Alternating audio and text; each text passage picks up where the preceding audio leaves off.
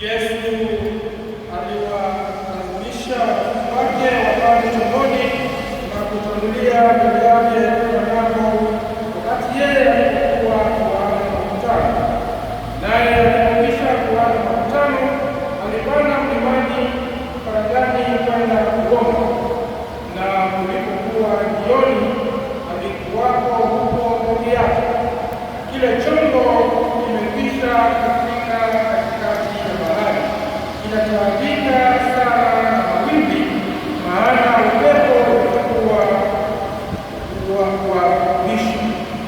Hata wakati wa zamu ya 4 ya usiku, Yesu aliwaendea yenda katika juu ya bahari. Wanafunzi walipomwona akienda juu ya bahari, wakafadhaika wakisema, ni kivuli, wakapiga yowe kwa hofu. Mara Yesu akanena akawaambia, jipeni moyo, ni mimi, msiogope. Petro akajibu akasema, Bwana, ikiwa ni wewe, niamuru nije kwako juu ya maji. Akasema, njoo. Petro akashuka chomboni, akaenda akazunguka juu ya maji ili kumwendea Yesu. Lakini alipo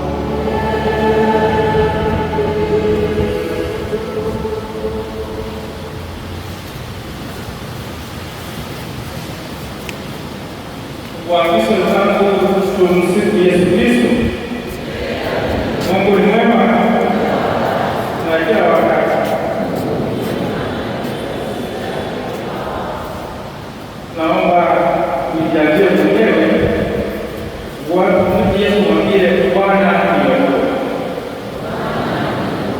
Turudie mara nyingine, Bwana niokoe. Hii ni sala ndani kati ya sala ambazo ni fupi sana katika kitabu kitakatifu. Hii ni sala fupi sana ambayo tunajifunza kutoka kwetu. Tumesikia somo la kwanza na somo la Injili ambayo ni somo la binadamu. Somo la kwanza tunakutana na Elia. Somo la pili la Injili tunakutana na Petro. Na hapa wawili ni watu ambao wana imani kama mimi na wewe. Wanamtumikia Mungu, wanamjua Mungu. Elia katika unabii wake alimtegemea Mungu.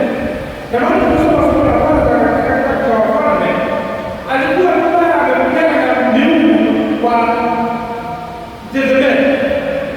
Wakashindana miungu ya duniani na Mungu wake ambao sisi tunamwamini. Hata kwamba Elia alishinda, Mungu wake ameshinda, lakini anaposhinda anaingia kwenye shida. Bwanake Jezebeli anamtafuta. Upande wa pili Petro na mitume wamelisha wale ambao mitume wamekula wamekula wakasema wamebeba kile chombo kile wenyewe wanagawana kikapu cha kwanza na samaki wako na mikate wako chomboni, lakini wako peke yao. Lakini wana imani kama mimi na wewe kwamba tunaishi maisha na mkuu Mungu, lakini huko kuna mawimbi na kuna upepo. Na tuchukue masomo haya mawili na tujenge kwenye maisha ya hapa ya Elia na Petro na mitume, kwamba ijapokuwa sisi tuna imani, ijapokuwa tumebatizwa, tunaishi maisha ya Kikristo, haimaanishi kwamba Mungu anakuondolea upepo katika maisha, haimaanishi kwamba Mungu anakuondolea mawimbi katika maisha, haimaanishi kwamba hatuna mahangaiko, bado tunahangaika. Basi kama tuangalie somo la kwanza kwa ukaribu sana, kwamba Elia alipokuwa kwenye mahangaiko yake ameanza kukimbia. Kwa nini? Kwa hofu, kwa kuogopa kwamba maisha yake yako hatarini. Mfalme Ahabu na Jezebeli wanamtafuta, akawa anamtafuta Mungu mahali Mungu atapatikana. Sasa shida nini? Sasa sisi tunakimbia vile vile. Tunapokuwa na wimbi na upepo, tunatafuta Mungu atapatikana wapi? Elia alienda sehemu ya kwanza. Kwenye upepo mwingi Mungu akapatikana. Kwenye milima kwa Elia Mungu akapatikana. Kwenye miamba kwenye miamba Mungu akapatikana. Alikuwa na amani. Kwenye mitetemo Mungu akapatikana. Akafika mahali kwenye moto Mungu pia akapatikana. Mpaka mahali kuwa na utulivu, kwamba tunapotafuta Mungu tunahitaji kutekeleza kilicho kukosa amani, kwamba sasa utulie sasa, umwambie kama Petro, Bwana niokoe. Sababu ametulia, amejificha. Sisi labda tunapohangaika, tunauguza, tunaugua, tunatafuta kazi, uchumi mbaya, tunahangaika hivyo tu. Tunapata mapato yanaandikwa kule. Daktari gani Katanga anasaidia kutafuta kazi, kutafuta nyota, tunatibia huko. Bado kupata kwenye mihangaiko, kupata kwenye mapepo, kupata kwenye miamba, kupata. Ikabidi Elia apigie sehemu moja apate kuongea na Mungu mahali walipokuwa wametumia. Leo tunasikia kwenye matangazo Alhamisi kuna mtaa kwa Mungu, kwetu hiyo ni hapa pengine ambao karibu na kanisa. Atakuja mtu ambao sehemu ambao umetulia, akiwa hapa ni sehemu ya ukimya, hebu tuzungumze na Mungu. Na kama kuna sala nyingine sala nyingine ya Petro, Bwana niokoe, Bwana niokoe, Bwana niokoe. Tunashinda kutafuta Mungu mahali anapopatikana. Basi penye utulivu Mungu anapatikana. Kwamba ina muda tunahitaji kujiweka sawa, kutulia, kunyamaza, kumtafuta Mungu. Basi tuangalie naye Petro. Tunapokuwa kwenye mazingira ambayo umeyazoea, sema kwa mfano kama wewe ni askari,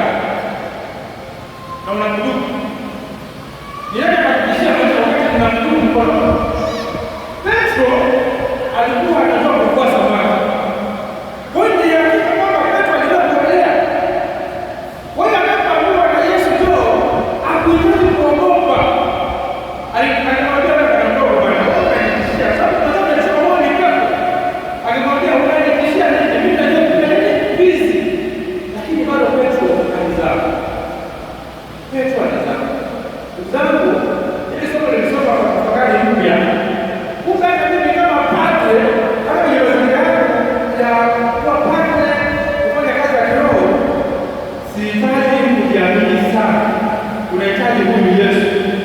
Lakini kwa sababu ndio kwa nilikuta mwaka 2021 naona kama kumana na mawimbi msema kitu kitu jamani.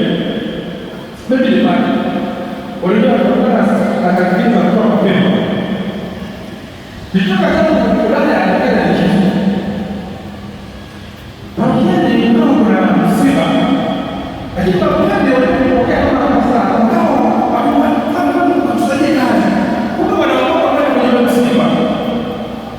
Sasa nikaanza kuhisi nilisema sisi kuleta kazi basi nikajitosa pale kwenye msiba. Nipo tayari ndio akanipigia simu akaniambia bwana watoto wako ya sana.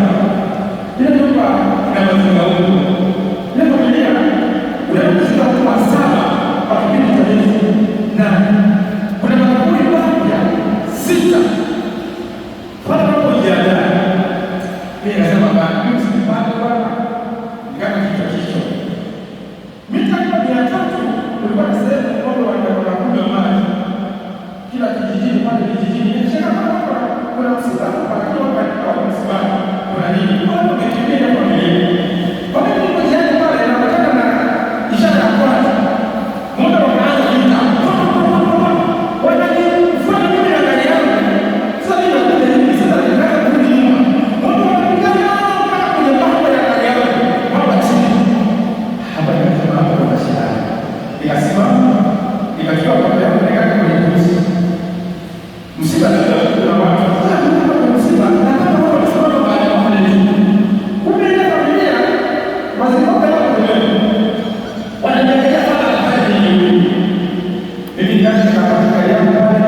Tayari mama yangu mbele mshaolewa. Mama ambapo leo kwa msiba mwezi huu akaniomba kwa hiyo. Na baba wale pole. Tunafika mama bibi yetu lakini pole. Kwa hiyo wakati mimi nakuja watu wanakula chakula nikaanza kuangalia mazingira. Nikakaa tukaja kwa pamoja na wao ndio mama akae pale. Mama anarusha na mkono anarusha baba. Sasa ndio nilipata na mama anakuangalia atakimbia au atakimbia. Sikasema hapa. Lazima kwa hiyo na mama wawili. Kila mtu anakuangalia wewe kama sasa kichwa. Ambapo kuna imani hapa kuna imani. Sasa mambo yakakimbia kidogo, nikaona wanakuja pale, wakawa washapanga sehemu kwa nyumbani pale na kuna kichumbani ambacho ni watu ni siketi na wameweka kichumbani cha jeneza. Watu wakala chakula wakamaliza nyasi nyumbani. Sabeni mnapopambana na mawimbi mwalimu wa kanisa unaenda kumwona Yesu mwambie Bwana ninaokoa. Ndipo nipata katika baba na Bwana Roho Mtakatifu. Upepo unaanza hapo, upepo unakuja kwa sababu ya injili. Lakini wakati tunasoma injili, mimi nasoma injili. Upepo ulipiga ukabeba yale watu mbali huko chini. Watu wakakimbia wakaenda kusimama yao. Sasa tunawaambia ninawaambia sasa fanya na kudai. Unataka mimi nikimbia au nipa? Kwa sababu sasa tena niko pale. Na watu wamekimbia. Sasa nika mapepo hayo. Kasema hapa sasa niko mbaya kama mtu mwenye imani. Sasa ndio nimekumbuka hii maoni ya Petro. Bwana niokoe. Yaani mimi kama nikimbia hapa basi tumefeli. Ilibidi sasa nianze kuomba sawa. Sasa nikabaki pale na jeneza. Upepo kaanza kutumia sasa. Niangalia ubiri ya haraka nikasema hapa sadaka atutoi tusikole kweli. Nilipo nikamwambia kumbe basi sasa kule walio wanaendelea kwa nini amezika. Kumbe wawili walizikwa baada ya kukimbia kwa Mungu. Kwa ndugu zangu, upendo wa haraka, mawimbi ya haraka yanabidi usiingie kichwa. Usiingie kichwa.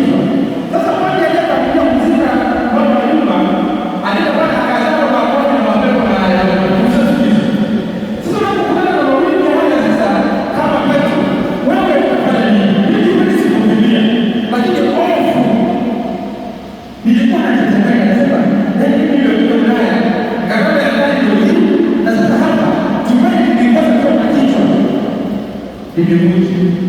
Akasema kama tena na maumivu haya tunahitaji sasa ishi ndani ya Petro.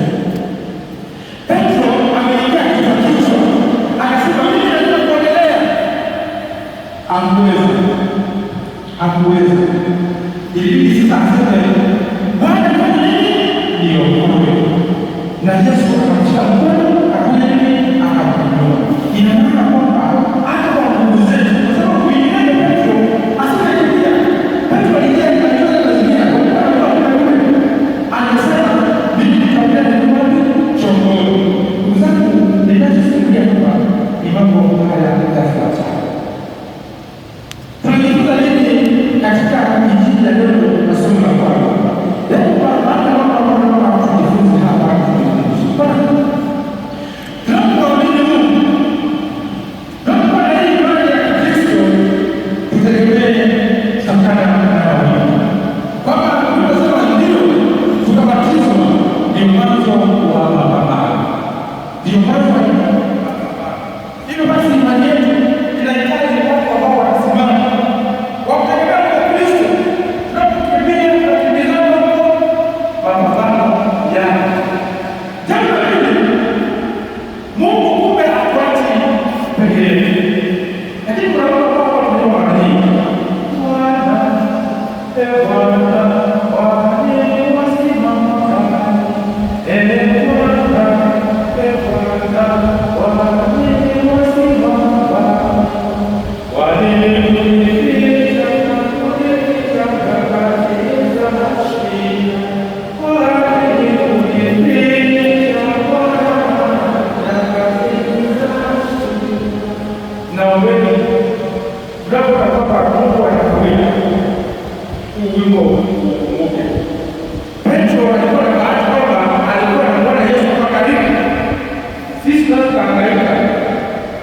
Mungu akawa anachelewa, lakini hapo kuhakikisha kwamba Mungu achelewe. Mungu achelewe, hakuchelewa Petro na kwako na kwangu anachelewa. Wala kwa kwamba Mungu anatujali na achelewe kuokoa.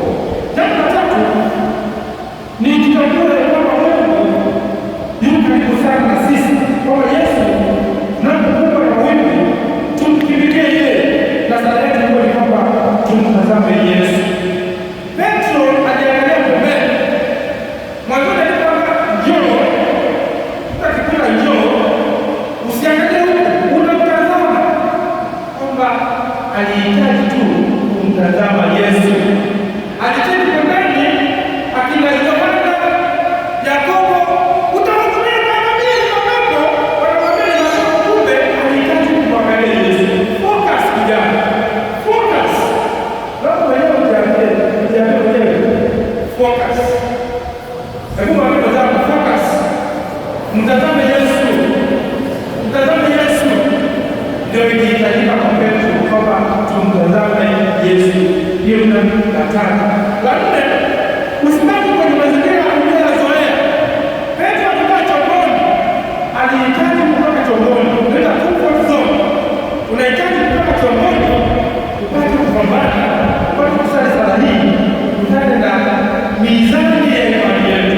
Tunapata mara nyingi kwenye comfort zone, toka nje upate kupima imani yako. Ndio hii ndio kwamba Petro alihitaji kutoka chomboni. Wape wenzako kutoka chomboni.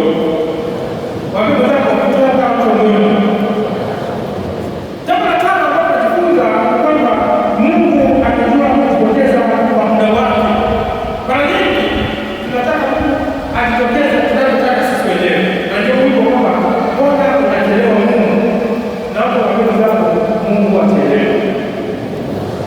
Wanataka Mungu achelewe. La sita ni kwamba kwa unyenyekevu tuendelee Mungu kama wewe. Hauhitaji pia kusema kwa kiburi sana. Usijidhamie hata kama Mungu anataka usijidhamie. Mwambie Mungu Bwana niokoe. Alihitaji kunyenyekea sana. Alitoa mazingira yake, lakini kwa unyenyekevu akajua hata bizi nikiongelea nikipitia wapi hapa tazama. Tunahitaji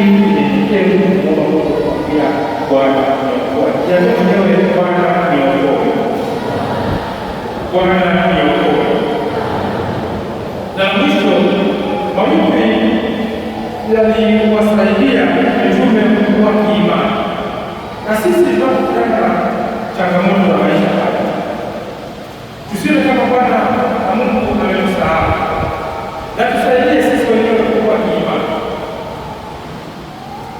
Huyu dada yetu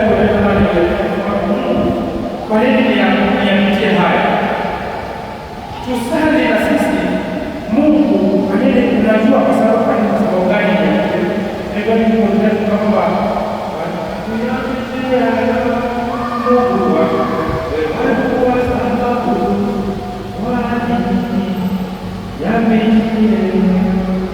wimbo kwamba mawingu, upepo, changamoto, milima, misukosuko mingi tunayopitia katika familia zetu, kazi zetu kila siku, natusaidie kuwa kiimani. Hivyo basi naomba sana tujitie wewe Petro alikuwa kwenda na kamera moyo, na sisi Mungu huyo aliyemwokoa Petro, Mungu huyo aliyemwokoa Elia akapata kudhihirisha kwa wakati wake, na sisi tutafanya. Tumsifu Yesu Kristo. Basi tusimame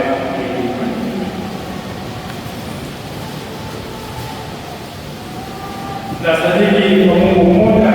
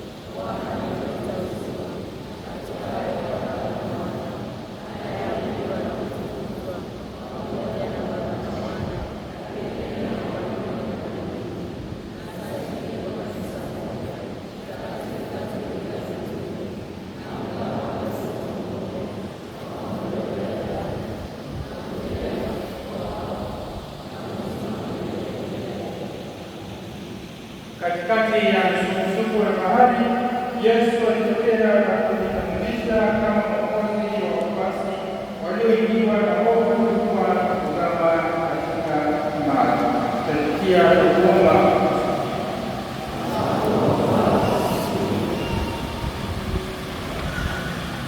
Tulize wawili na kutupa shwari na amani wakati wa mashua ya maisha yetu na kuimarishwa matatizo ya maisha ya Bwana.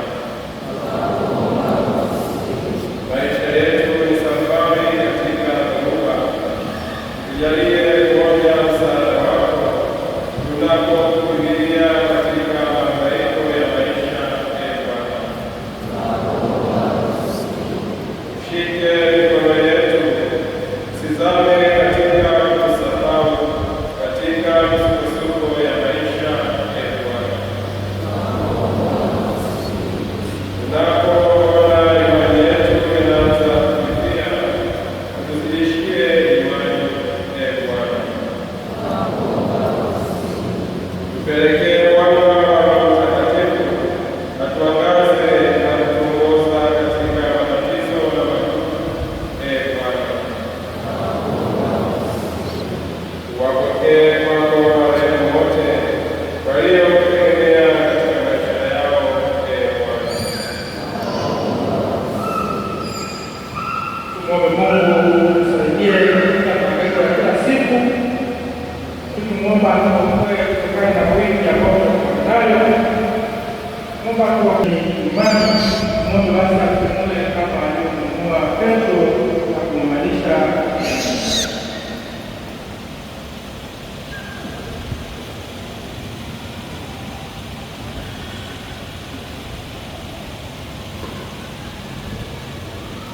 tuongee